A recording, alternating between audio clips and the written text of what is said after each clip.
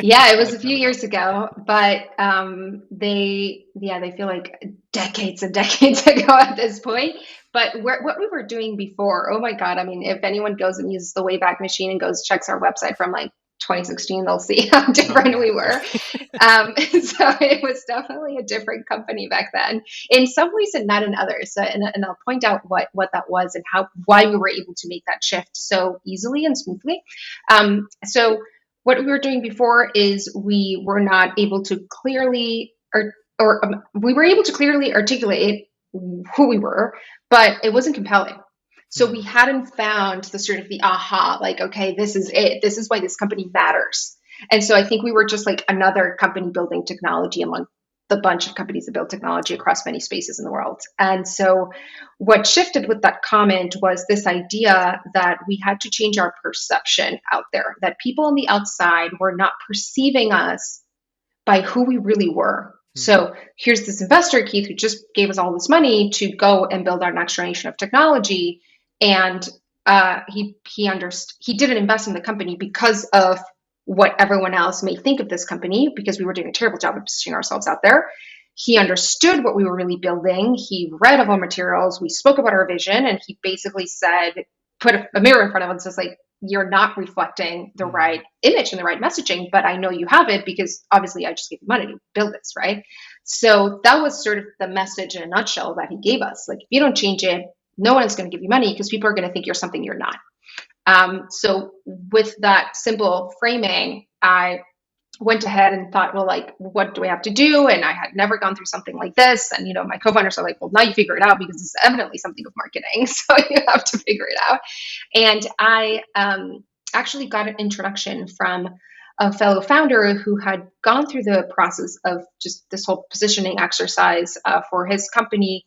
And we ended up working with someone who guided us through the process. And there's a really good book that this amazing person wrote. Her name is Andy Cunningham, and her book is Get to Aha. I feel like I've recommended it in every Hmm. single interview I do. But the process that Andy guides you through was so relevant to us because it is her belief is that the positioning is not something you just like A/B test your way into. It actually comes from inside, and it comes from within the DNA of the company. Hmm. And that is something that we were really lucky at Eight Sleep, that we always had a very strong DNA. And DNA generally comes from like the founders of the company having strong beliefs of as to who they are, what type of company they want to build, and why they're even building it. That was Hmm. really clear to us. We were just not transparent and clear in communicating it. And we were almost building a different facade for who we wanted to portray. So, as she guided us through this exercise, it became really clear that what we were building here and what we believed is that sleep is the means to an end. Hmm. That sleep is something that can be optimized, that should be measured, optimized, and prioritized. And so we have all these beliefs that technology can improve sleep, that it's not an enemy for good sleep. And that puts us in a unique space because a lot of the brands you just mentioned earlier that make products in the sleep space, they don't necessarily see sleep in the same way. No. So they don't have to, right? That's the point of building brands. They can be different, but we do. And so, how do we take that, harness that power, and build it into the brand, both from how we speak, how we say, how we define ourselves, how we look, to really show our DNA and Hmm. finally match who we are. And it was very liberating as a process because it's like therapy, but for a company. And you're really able to accept who you are and realize that you can actually find much more success when you're authentic. Hmm. And this is a word that is used a lot with brands, right? It's like, is that coming across as authentic or not? It is so important. I always say, just be authentic and not try to just build the brand from the outside and sell a bunch of products and make money. If you really care, especially if you're a mission driven company, it needs to be built from your DNA. Hmm. And sleep fitness was just a concept that came out of this exercise, where when you think of all of these other words that we associate to how we think about sleep, and the fact that we think of sleep as like performance and optimization and measurement, we found ourselves with a lack of vocabulary to describe what it meant to be healthy in your sleep. Yeah.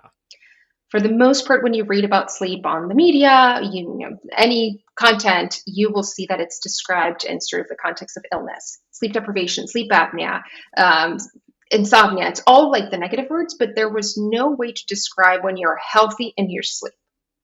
And that's how the concept of sleep fitness came about. And I think it perfectly encapsulates that language that we need to give to the world so that you can aspire to something. Because if you can't name it, how can you describe it? And how can you aspire to live that lifestyle? But it also represents how we think of sleep, which is very similar to any other fitness, right? Like a physical fitness journey has ups and downs. You may not always be physically fit, and that's okay. It happens the same with sleep. You're not perfect, but you can always come back to it. It's also a practice. It doesn't happen magically. You need to invest. You need to have habits. Those habits compound. And so, yeah, we just found like, wow, this phrase, these two words are so perfect to describe how we think about it, and we also think they're cool and get people excited about the term.